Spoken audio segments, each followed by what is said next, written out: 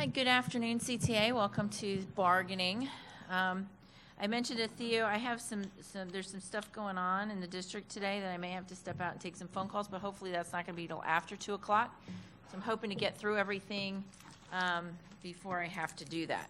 So one thing I noticed that we didn't include was this Article 2G. We had worked on this outside at Jenk and, in varying forms and varying meetings of coming up with how to change Article 2G so that it fit within what we've done at Jenk and allow us a little more flexibility with the CTES handbook. So I'm not going to go through it, but I'm going to hand it out to you. We've worked through this. Hopefully we've captured everything. I thought Darnice Marsh and I had worked on this together. Thought we had it all together. So I just want to make sure we have the right version. Let me know, and then we can talk about it some more if you want to. Okay, so, and just for the general public, what we've done here is, as Jenk has been working through and making changes to the evaluation system, it's coming out through the Jenk newsletter and then being incorporated into the CTS handbook. Because the way we had Article 2G written was pre-Marzano, there was a lot of the nuts and bolts of the evaluation system in the collective bargaining agreement, and it gets out of whack pretty easily as we make changes, or the Marzano instrument changes, or we make, we're not going to do walkthroughs, aren't going to count anymore. You can do walkthroughs, but they don't count. So we wanted to make sure that that we made changes to 2G that would allow us to make those changes in Jenk without it conflicting with this. So hopefully that'll make a little more sense, make people's lives a little easier. And it'll have, when it goes online as part of the collective bargaining agreement, they'll have live links. So anytime the CTS handbook is mentioned, you click on it and it'll take you right to that handbook. It won't take you to that particular provision of the handbook, but it'll take you right there. Right, and just to add to that, both sides got together and kind of took Article 2G and Article 2, Section G, and went through it line by line, comparing it to the CTES to make sure that the two documents align. Information that's already included, as Vicki said, in CTES, we didn't necessarily need it here, but we wanted enough body of the evaluation process in 2G so that it was a part of our contract. And so that was something we did together, and I'm hoping that this is just the results of our work. I certainly hope so. If I missed anything, let me know, or if something's we'll in here. Yeah, so. Thank you. Okay. So if you look, we have Article 2V. I think we've reached tentative agreement on that. So if we have, I'd like to sign that today, and then. We brought a copy to sign for you, but okay, that's fantastic. You can do yours. It's not a problem. I'm going to initial this one right here and set it off to the side. Does this have the changes underlined in it? Yeah, it's the changes on the first page at the bottom for eligibility. It says employees having at least. It used to say 3 years. Now it's 2 years. After you've been with us for 2 years, you're eligible to job share. All right. The next proposal is Article 3B, the working conditions. We're going with status quo language, except for in 8A that we have in here that we want the employees to maintain, when they're keeping that record of their comp time, that they obtain and get written approval from their principal to earn the comp time before it's actually earned, so that we figure this would be relatively easy. If there's an open house, the teachers would just have, we're going to have this many hours in open house. The principal could even send that out as an email that every teacher who attends open house would earn 2 hours of comp time, so that we have a little more understanding of the logging of that. We've heard that there's some confusion from one school to the next of how to do that. We'd like to have that a little more shored up a little bit so that teachers and principals are aware that this is how we're going to log it. Also got a change in 7 for that. You know what? I'm going to actually, let me pull this out because this is what happens when you're working late at night trying to get this done. We were going to pull that provision out. So if you want to talk about this, if you have objections to them keeping the log, I'd like to hear it now before we go back and make some kind of changes. What about on the backside? That's what we were just, Justin mentioned, that should have come out. But I was pointing to number 7. By the administration. okay. Yeah, that is how it's done now, is that it's parent-teacher conferences that are after the workday that are called by administration. If teachers choose to do that, that's well within their rights. I know at most schools, the teacher conferences with parents are about, at the elementary level at least, as a parent, your choices are, 7:15 or 2:25. It's during the elementary workday. And so the principals aren't scheduling those, but I have heard that in some cases principals do schedule. If the principal does schedule a teacher to have a parent-teacher conference after their workday, they should get comp time for it. And we don't want to have any confusion about that. So the implications of this would be also that no employee in the school other than a member of administration can request a parent-teacher conference outside of the contract hours. Well, they can request it, but the teacher's not required to meet with them outside the contract hours. So So if you have a parent who's really difficult, who's not getting along with the teacher, let's say, and they can't come to terms on when it's going to be, the principal can step in and say, okay, we're going to have this teacher conference, parent-teacher conference. I'm going to be there. It's going to be at 3:15 because that's when this parent can come in, or the only time they can arrive. That's when the principal would step in and schedule that. I was more so that in different schools, at least in high school from my experience, a lot of times the parent-teacher conferences might be scheduled on one day after school, and the notices for those parent-teacher conferences don't come from an assistant principal or a principal. They come from a guidance counselor. Or ESE coordinator. We're a coordinator. So as a proxy of sorts, I want to make sure. If it's after their workday. If it's during the workday, then yeah, it could come from an ESE contact, or, because I know at the secondary level, they have those, you don't meet with, I just want to meet with the English teacher, they don't do that. You meet with the English teacher and all the other teachers as well. They're all at one time rather than having just the one teacher. So but that's our concern about this, is if a guidance counselor puts a parent-teacher conference slip in a mailbox for a teacher, that's not administration. Right, they can schedule those during the workday, but if it's after the school. workday, then it would have to be the principal.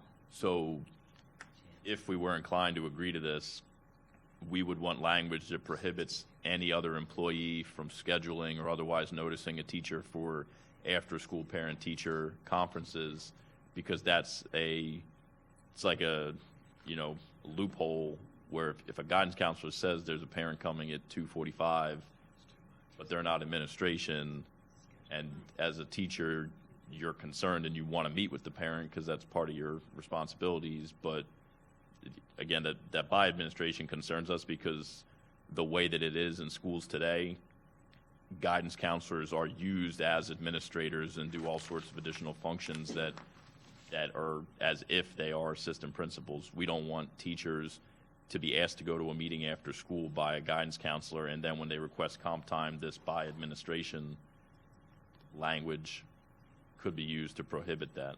Okay. We also have TOSAs. And that basically would be any member of our bargaining unit. Okay.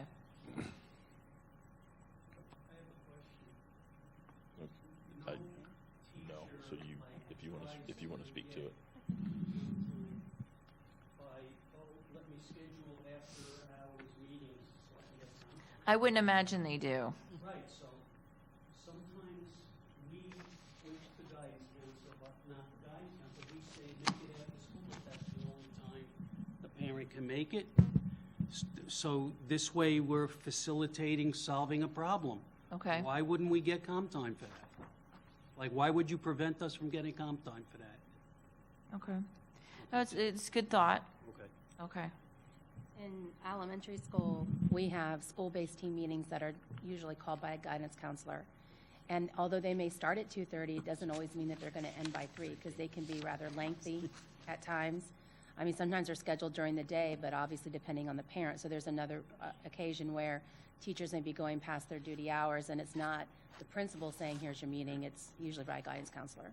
Okay.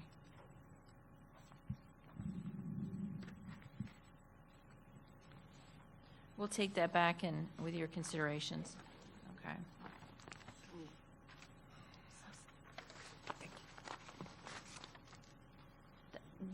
Denise, the backside, I had mentioned, we had planned on taking that out. That was an error that we meant to take that part out. You mean on page 4? Yes, on page 4 of Article 3, Section B. I have a question. So in 8, your language, the employee shall obtain and maintain written approval from his or her supervisor to earn comp time. What would your position be on if an administrator requests an employee to do something that merits comp time, that it is their obligation to provide them that form? Versus right now, this seems to be, if you're an administrator and you ask somebody to do something that earns comp time, I have to create some record. Well, it's not necessarily a form. It could be as easy as an email, just so that there's some written record of. But we would, personally, I'd prefer that if an administrator asks you to do something that earns comp time, that they put it in writing up front versus saying, would you stay after to do this today? And then me as the employee, now I have to solicit comp time as if it wasn't already guaranteed to me. So we have a lot of views on comp time, as you know, might be indicative from the fact that we brought this up in the past round or so.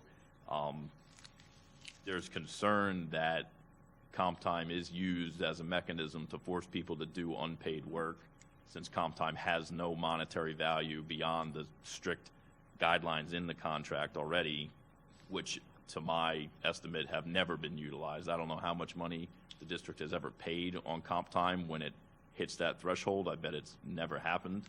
But we have a problem with administrators acting as though by offering comp time to you that you are Obligated. yeah, like it's not, would you like to do this and I'll give you comp time. It's do this and I'll give you comp time, as if it's an order. Okay. And with employees on annual contracts in particular, you can't say no sometimes because you can be fired without rhyme or reason. So that's something that you might see as a theme in the next negotiation, is that because of the disposability of teachers now, there are rules that we think need to be tightened up to ensure that they are not being imposed upon with the implied threat that if you're not a team player, come May, you might not be a player at all. Okay. We'll certainly take that under consideration.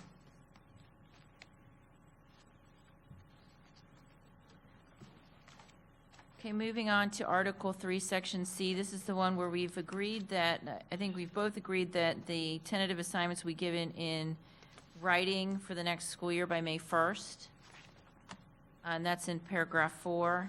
And then in paragraph 5, we've heard you. We've made a little movement. I'm not sure I can make much more movement. I had to fight tooth and nail to get this much movement.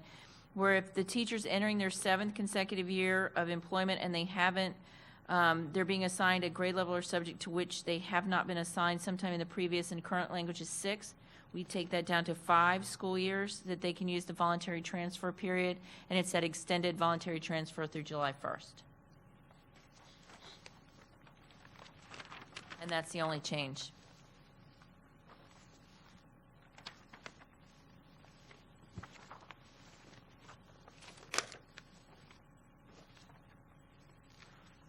You have any questions on that one?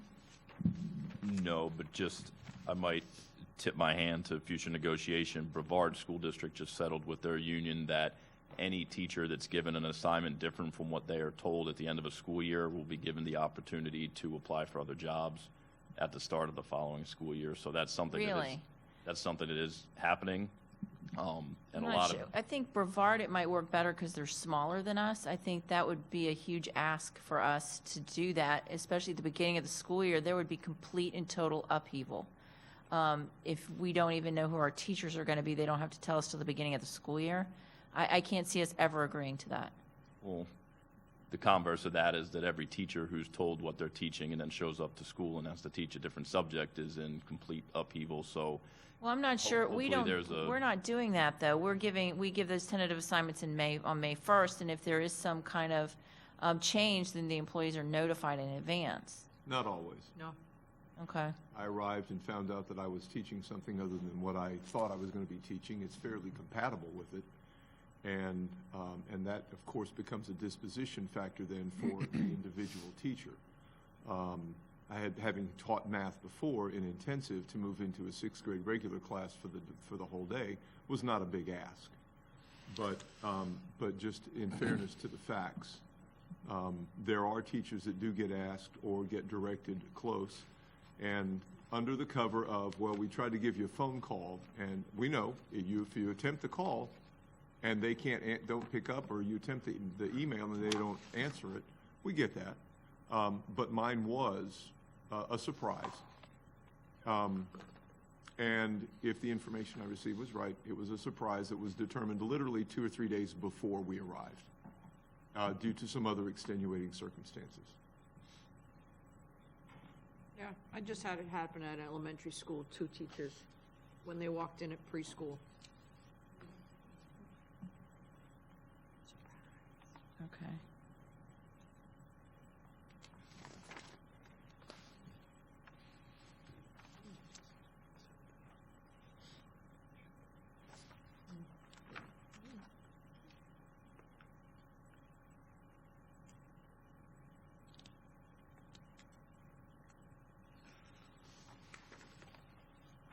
All right, in Article 3, Section O, this is the same proposal that we've given to you before about the interims. I wanted to bring it back because the last meeting you said, I don't want this hurting our employees or our members. If interim employees aren't your members, we need to take that whole provision out of the contract because they are your members. They Well, are in there. I mean, you Well, know. let me use a different term. Our veteran teachers, our teachers who've been here, a long time. That's what I was talking about, not just members in general, but our veteran teachers was a problem because they cannot move out until they've been in a school for 3 years. They can't participate until they've been in a school for that 3-year time period. And to give an interim teacher a 1-year eligibility would be giving them a better benefit than our current employees. Yeah, the only reason we do that is because their contract terminates at the end of the year, where teachers don't necessarily do that. Right. This But- one is automatic termination at the end of the year, because if I'm interim and I'm filling in for somebody else, even if I've been there from August to June, I know at the last day of school is my last day. I pack up my belongings and I leave because my contract, it doesn't carry over into the next school year. So we have these interims who are then floating around at the end of the school year trying to find the jobs over the summer. And we just feel if they're doing a service to the district, they're in your contract. They're important parts of our district. They fill in when your members can't be there.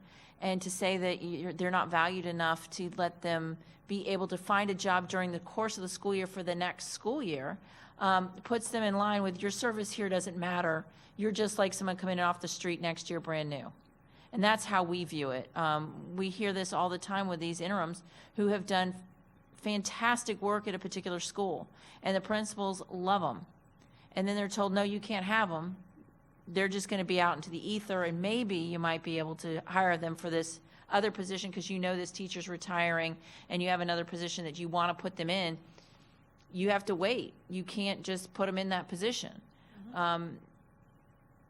We just feel it does a disservice to a group of teachers who are working really hard and doing the work that other teachers aren't doing because they're just not here. What's the difference between an annual contract teacher that's not renewed and an interim teacher at this point? Well, the interim teachers, voluntary transfers during the school year, right?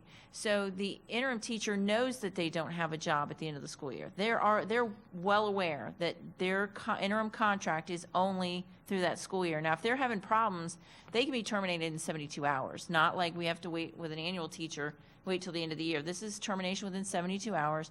And maybe I've worked from August until February or March, and the teacher comes back from maternity leave, and now I can't even go and interview. I'm not allowed to go and interview because it's voluntary transfer period, and I've got to wait till all of that is done before I can interview for jobs for the next school year. So that's what I'm hearing from our recruitment people and our retention people. They want to retain these interim teachers as much as they can they're doing this work, they're filling in for teachers. So it's different in that an annual contract teacher is going to work the full year, and annual contract teachers, for the most part, I would argue, know that they're going to be renewed or non-renewed, depending upon the climate of the school and what kind of feedback they're getting from the principal, or at least it should be. That the writing should be on the wall, they know they're going to be leaving, so they can start doing voluntary transfer after they've been here for 2 years. But the interims know definitively their contract is ending, whether they're a fantastic teacher and they want to keep them or not. That's why we wanted to include them. Because right now, they're not eligible to do Right, that. but you have to remember that during voluntary transfer period, that's a time when our current employees can apply for jobs. And what you're asking us to do is to give up those jobs before they have a chance to have a crack at them. And so what we're saying is we don't want to do that. That's our reason. It's not that because your characterization of the treatment of interim employees is not ours. I mean, that was a statement that you made and you felt. Oh, But it we is. don't discredit them or not like them or don't care for them. It's just that we have employees who want to do voluntary transfer during that period who've been here already, and we don't want to have those positions taken prior to them having an opportunity to apply for those jobs. Okay. So I guess I have a general question about the theme of all this. So last year, the district proposed and we agreed to allow teachers prior to their third year of employment to transfer from a non-high needs to a high needs school. So we threw out the 3-year rule under that circumstance. Now, by virtue of saying an employee who's interim, who might have worked 99 days, which is essentially a year's worth of service, they get a chance to apply to a job, whether they were going to be ending their contract or not at the end of that interim period. Well, they're absolutely ending their contract. They don't get a choice. So kind of to my point, with annual contracts, tenure doesn't exist anymore for anyone since 2009. The district has saw fit to identify circumstances that they would prefer that rule not to exist anymore under. What is the purpose of that rule existing at all anymore if half the population of teachers right now and in 10 years probably 75% of the teachers can be dismissed on an annual basis, but the district binds them for a 3-year period under current language? What would be, or is there an aversion to ultimately eliminating that rule, because it seems to be eroded each year under desired circumstances by the district? We're starting to see that the rule, you crack a rule enough times, maybe it shouldn't exist or it's going to break. What we're doing is we're addressing the needs as they come to us. So when we look at from questions from our recruitment and retention, and we see that, they have a principal who has a valued teacher, have been there, filling in for maternity leave, they want to hire them for another position, and we have to tell them, no, you can't hire them for that position because of the other rules that are in place. They're not like regular teachers. Every year is like a brand new year for them, and it's different than an annual contract teacher, because at least in that case, there is the possibility of a renewal. Interims, there is no possibility for renewal. The contract ends, and they're terminated in the system. They have to start all over again. So we were just trying to avoid that. I'll take into consideration what you've mentioned. We'll take it back to leadership and talk to them about it, and see which way they're ready to go on this.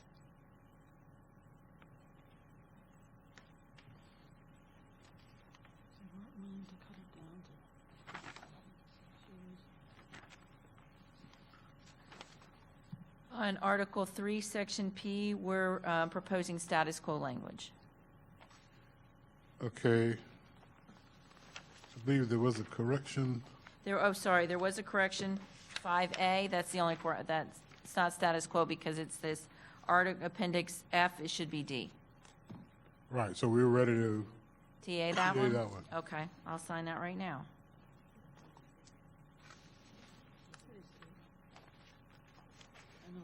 It's always good we make progress. As long as it's in the right direction. We agree with that, as long as it's in the right direction.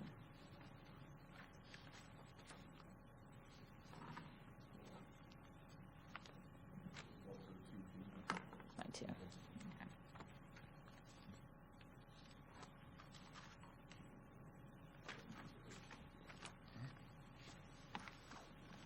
Okay.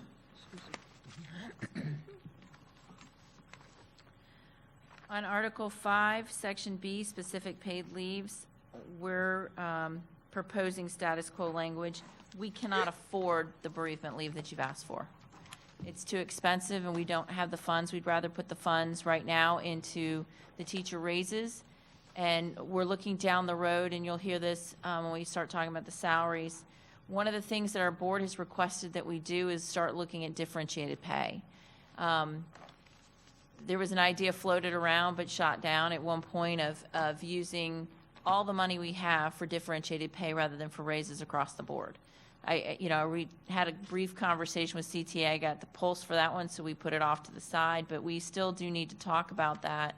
Not sure how we're going to find the money to do it, but there's some concerns about our schools that are hard to staff, the schools with generational poverty, that we need to really start focusing on how do we incentivize great teachers to go work there and to stay there. And I don't know that it's going to be money, because we look at some of our exit surveys and it's not always money. Money's usually on the list, but it's not the top of the list. The top of the list is support and leadership. So we want to look at those schools and try and figure out what can we do differently. Let's think outside the box and come up with maybe some ideas of how we can get great teachers going to these really difficult schools. So that's why we can't put any money into the bereavement leave. We don't have the money to do that at this point. So we would recommend or propose status quo language in Article 5B. You got something in there, though, I do. in 2.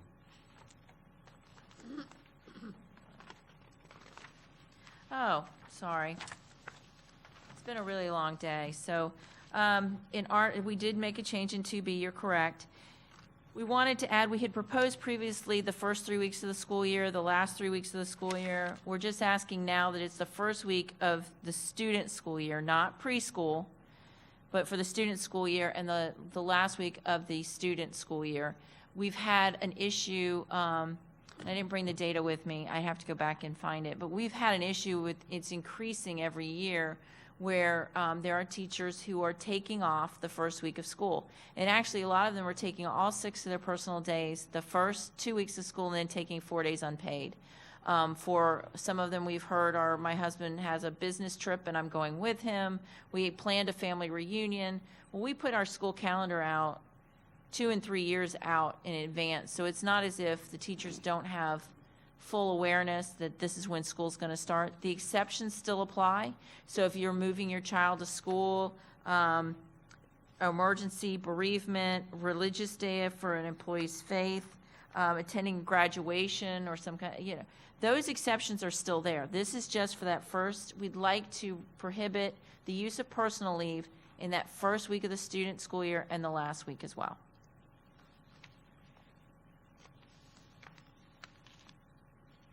So would a teacher who leaves school the last week to grade AP exams, which is the normal time frame for that, they would be prohibited from using personal days? If you want to put that as an exception, we would certainly consider that, because that's something that's a benefit. So we haven't had that in there before, but we'd certainly put that in as an exception, that if they need to grade AP, IB, ACE exams, we feel that's a benefit to the district. It helps the teachers understand what the students are taking, the tests they're taking, and how to help our students prepare better. So we would certainly consider that.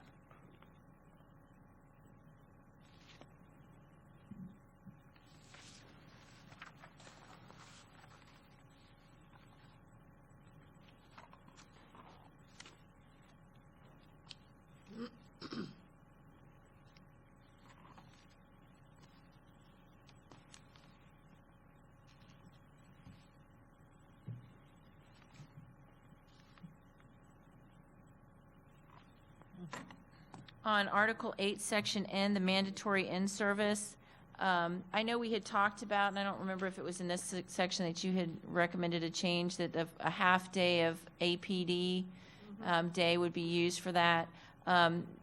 We can't do that.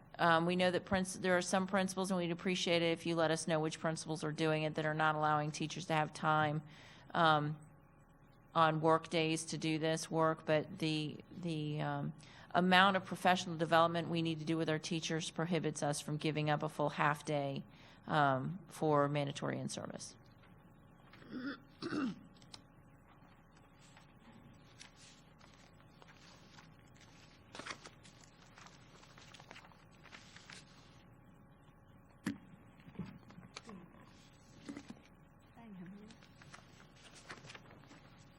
Appendix B supplements, we're going to go with status quo language. I believe that you had recommended status quo as well.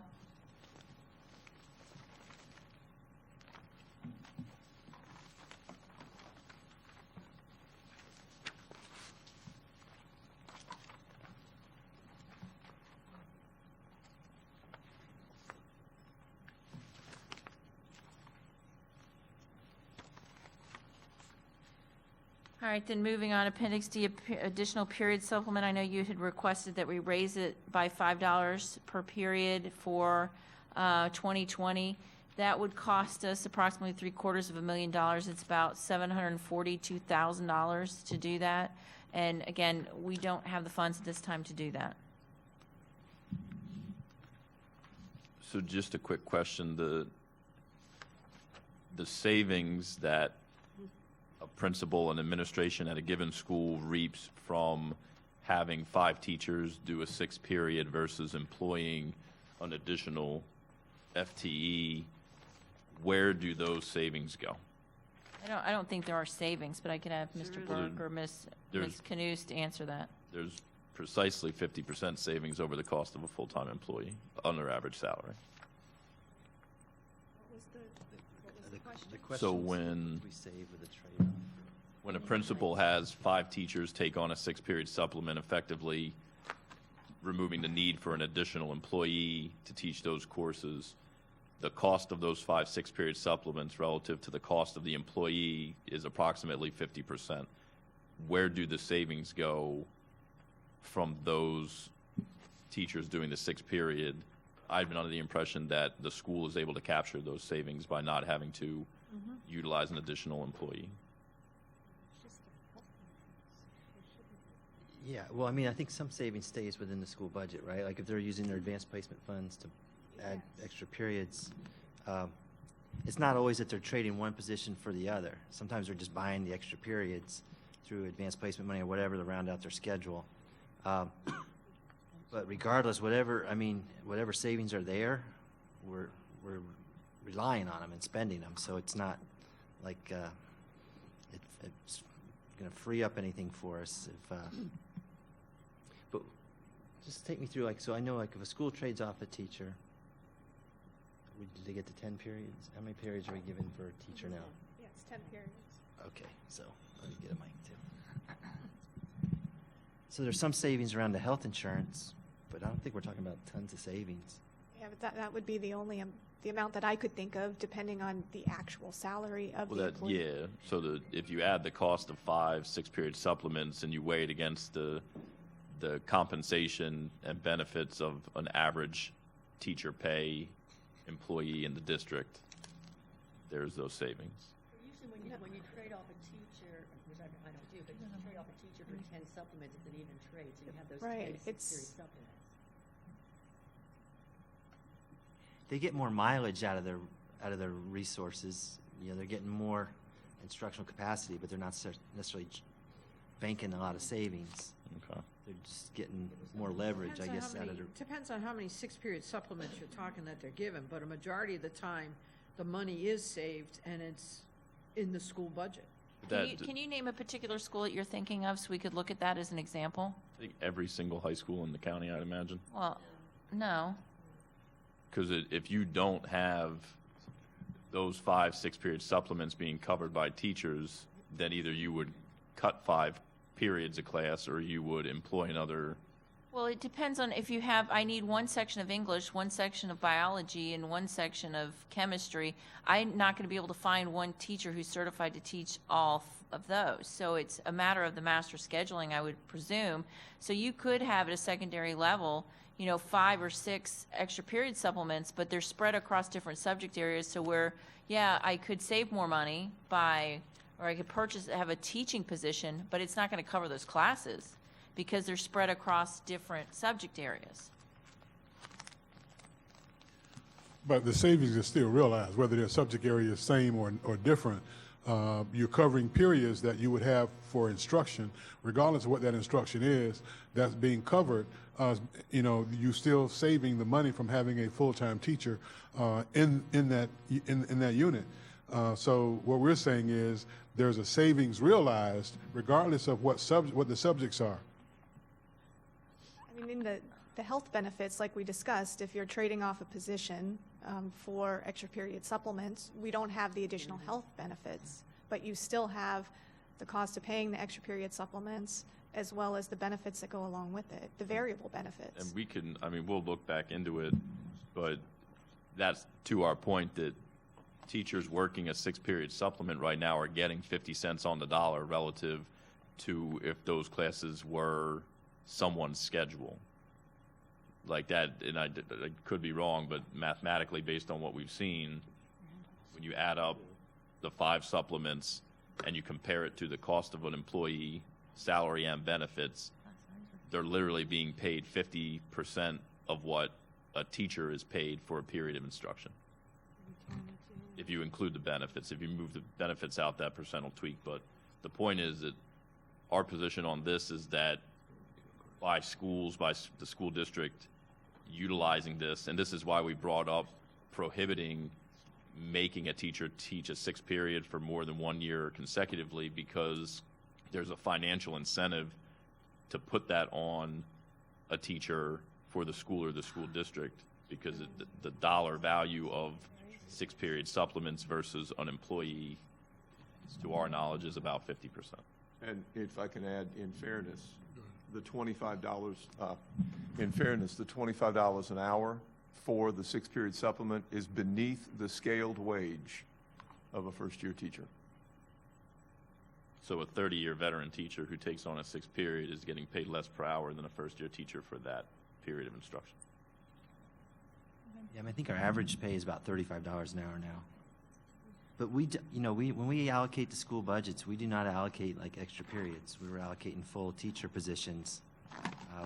And then the principals have that flexibility to make their master schedule work, and may do those trade-offs where they get and they are getting basically double the capacity because they can get 10 periods for one teacher. So, but it would be, if we were to revisit that, we'd then create a new problem probably for our high schools trying to get their master schedules in order.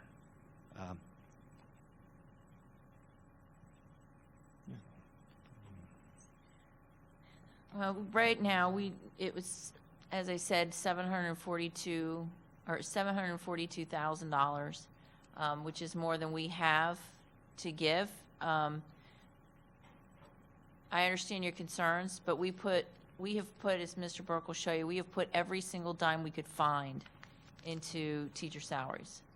And we don't have the wiggle room for these, other monetary asks that are outside of salary at this point.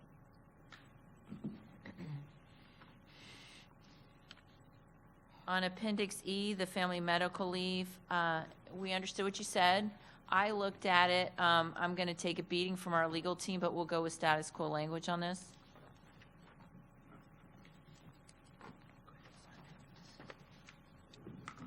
Is that a TA, Mr. Harris?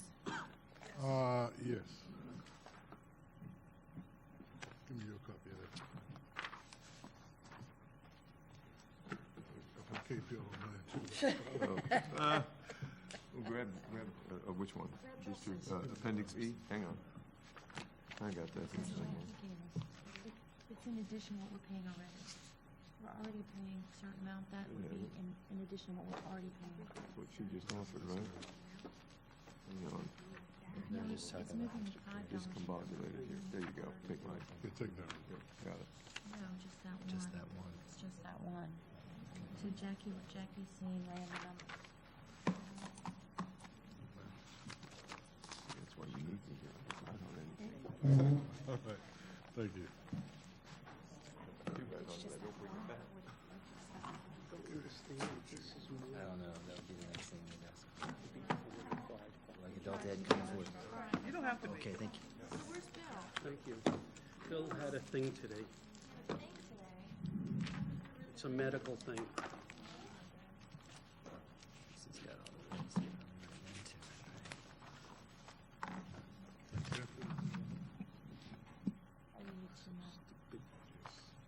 Thank you. Take it off, doesn't it? That was our Unless you work, lessons and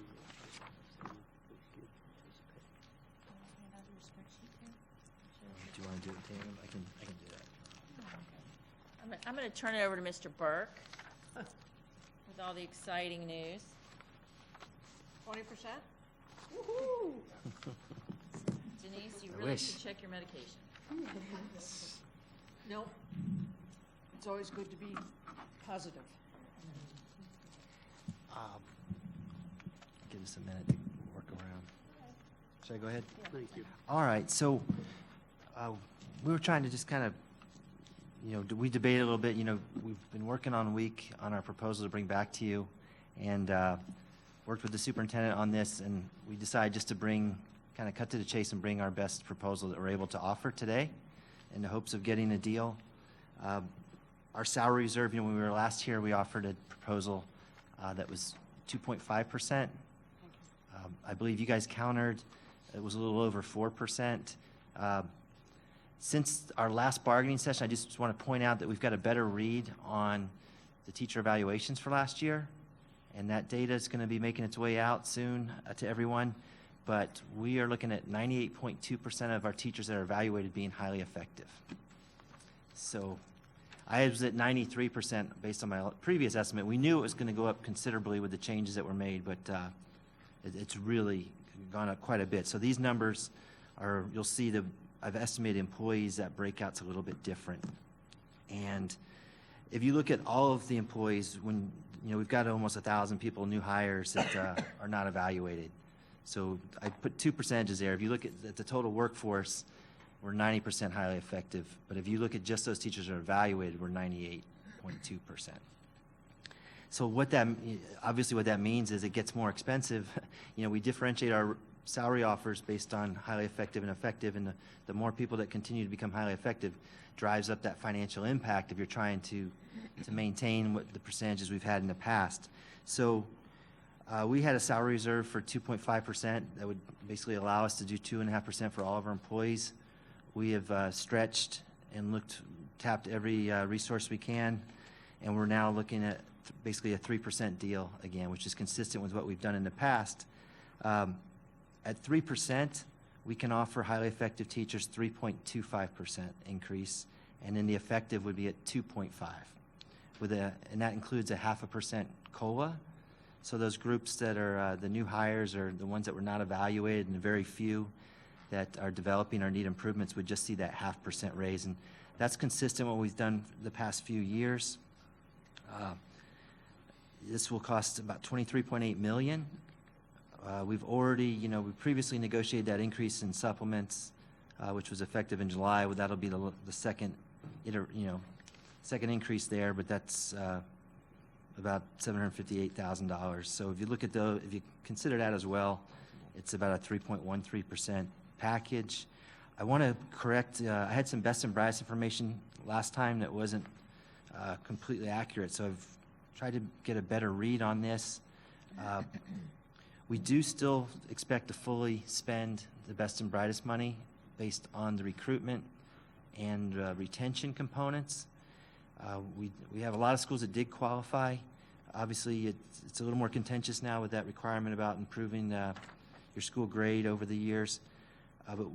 And we also have a new wrinkle this year where the charter schools receive their proportionate share of best and brightest money based on their enrollment. So it doesn't really have anything to do with how their teachers performed. But that's about $2 million off the top to the charter schools. And then the principals are eligible. So what I've tried to do here is just net this down to what I think the money that'll actually make it into our teachers' hands this year. And you can see it's significantly less than what I showed you last time. We were like 19 million and change last time. Anyway, that's kind of outside of our control. So just, I always give my speech imploring you to please consider these offers when I've kind of got to the end of the rope. We feel like this is a good proposal. We're trying to be consistent with what we've done in recent years. We're going above and beyond the money that the state provided. That $75 increase was very welcome after getting 47 cents the year before. But if we just looked at that, that would only pay for about a 1.2% increase. So we are continuing to, dig deeper and find ways to leverage our money to get to a better settlement. I mentioned last time, and this is a fact, some of those places where we've saved money in the past, where we have more, teachers retiring and we have a natural attrition, when we always bank on that to some extent, and then if we exceed our expectations and we have more vacancies, or we had more people retire and we hired more people at the front end of the salary schedule, all those things are what really kind of help us do better than what the state's providing. We're seeing less vacancies and we're seeing less attrition. And we're seeing teachers that are probably sticking around to take advantage of the referendum supplements, and that'll have a significant impact hopefully on their retirement in a very positive way. And all those things are great, but it is making our budget tighter. And so we worked hard to kind of get back to where we were last year. And that's it, and we are, if we can reach agreement with CTA, we still have to bargain with the rest of our employee groups. So I'd be happy to take any questions, if there are any.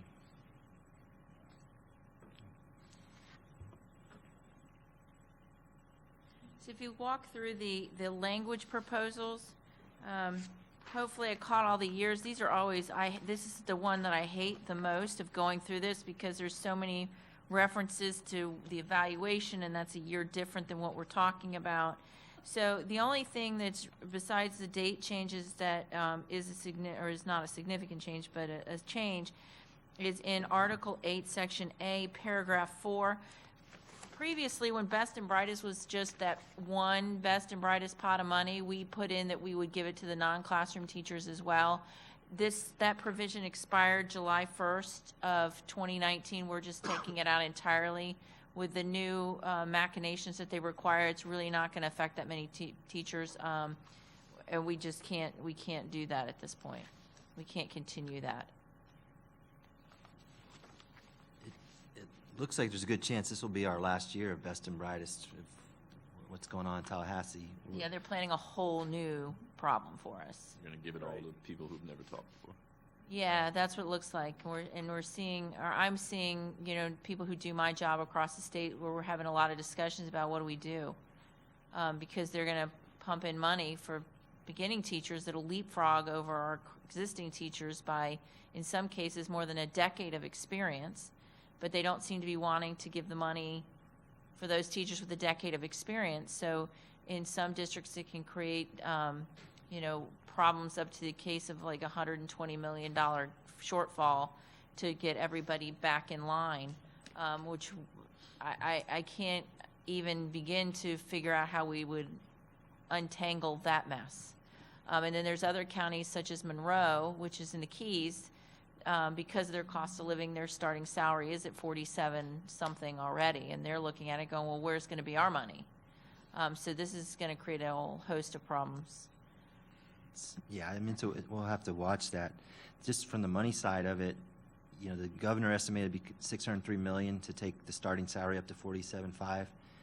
That number appears to be in the ballpark. Like, we looked at our own district and tried to figure out how much it would take to take all the teachers up that high. The Best and Brightest program, they put $300 million into this year. It was $284 million, or $284.5 to the bonuses and $15.5 to settle the lawsuit. So that would only cover about half of this proposal. And Commissioner Corcoran's been charged with trying to fund the rest of the proposal from existing resources, which means we're going to be really having to watch carefully that we don't get stuck with some partially funded mandate. We hear the things like, okay, if we just spent 80% in the classroom, we'd be in good shape, and there's a lot of problems with those proposals. There's been some talk about class size reduction from the commissioner about maybe having more, flexibility there. We've already taken advantage of flexibility with class size reduction, so we'll have to watch it really close. I don't know how that will turn out, but anyway, I didn't mention, you'll notice the first proposal we had talked about maybe increasing the starting salary. We've dropped that and tried to put as much money as we could into the highly effective and effective raise for current teachers. There's no change in the placement chart? No. Your concerns were valid, and at some point we're going to have to wrestle with that if we ever raise our starting salary, but we decided to let go of that for this year based on your input. Okay.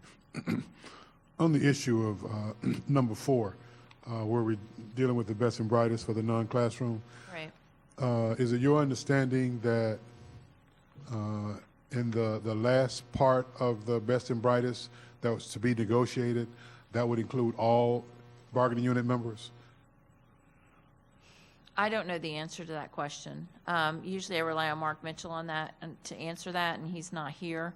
I find the best and brightest language completely confusing, so I look to the money people to look at those and figure out how that actually shakes out. Okay, because, before, we agree to, pulling this out, there, it probably won't be nearly the kind of money we're talking about here now, but there may be a need for us to address those other teachers if it's not a part of the current plan for that last group of best and brightest. Is that the retention? Is that the retention section?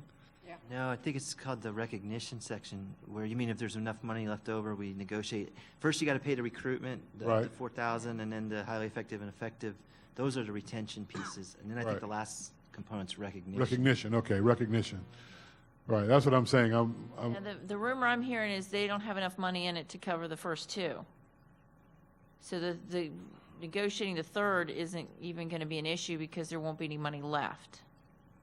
Because one is a set amount, the other one is up to a certain amount. Right. So the last I heard was that there wouldn't be even, we're going to be lucky to cover the first two, given the parameters they gave us. That You mean the money that the district is getting from the state? correct, that the district, the money that we get from the state, we don't think is sufficient to actually get to that third piece of it. So, yeah, and just, I mean, I have the estimates here, but we have about 100 schools that are eligible out of 180. It looks like, we've got 11,500 roughly classroom teachers. It looks like about 6,150 will be eligible. And if you pay that highly effective and effective piece, the 2,500 and the 1,000, that right there is 17.4 million. So I think with and then we have the principals and the recruitment piece. I don't know how many teachers are going to qualify for that $4,000 recruitment piece yet, but it starts adding up. We could be at 19 million pretty quick. So yeah, I think that last one's probably going to fall off the page.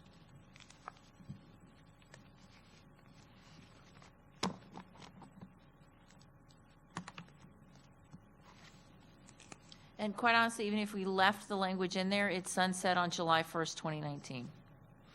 Right, no, I'm not even Right. necessarily asking for that specific language, but I mean being able to address that specific group with the new best and brightest. That was more my concern. Yeah, I Not think the I amount. think we've shown in the past that we really want to recognize everybody to the best of the ability, but we keep getting kind of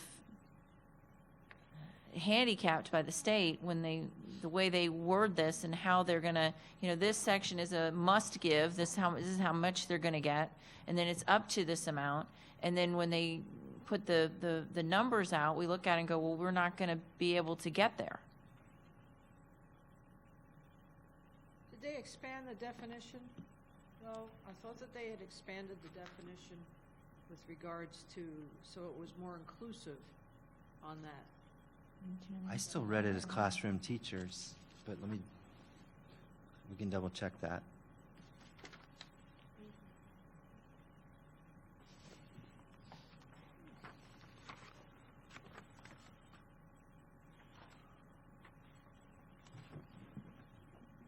Because there's like different subsections.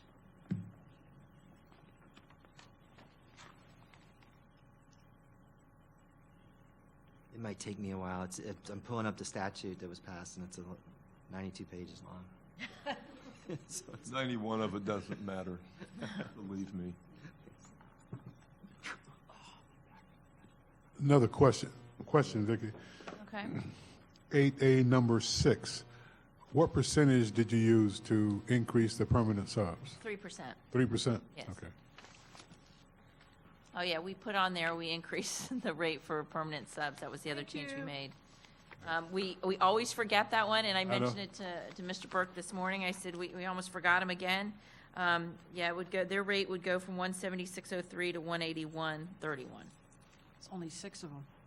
All 6 of them.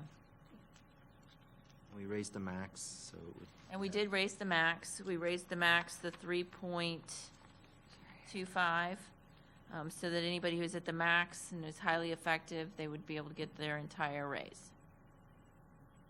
And like Mr. Burke said, we left the minimum the same, the starting salary.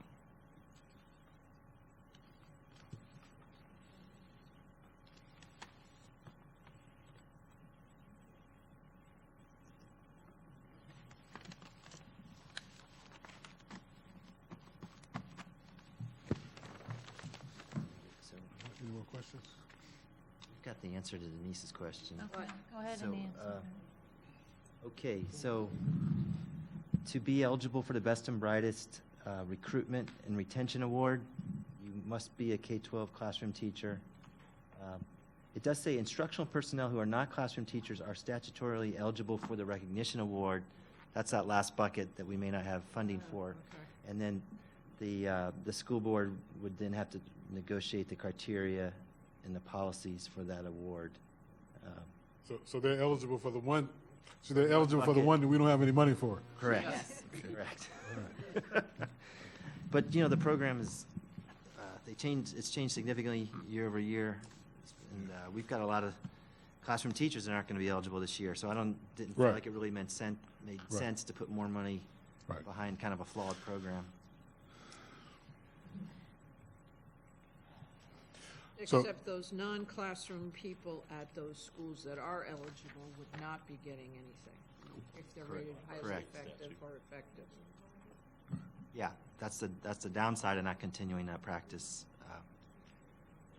But we don't know how many how much that is and how many. Right.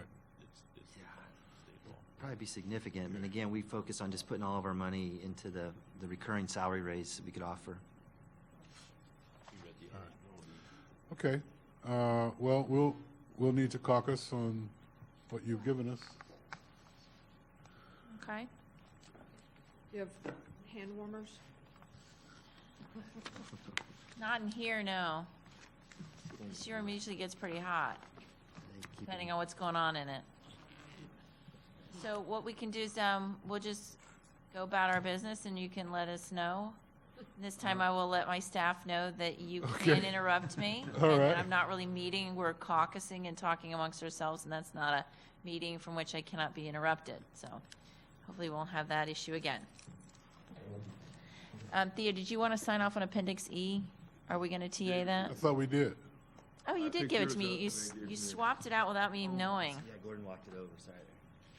I have to get in my stuff. Thank you very much. Careful, that stuff will start catching up with you the more snow you get on a roof. Well, we have, Mr., we have how much time before we have to do the wellness thing again? Let's go to the restroom, Jeff.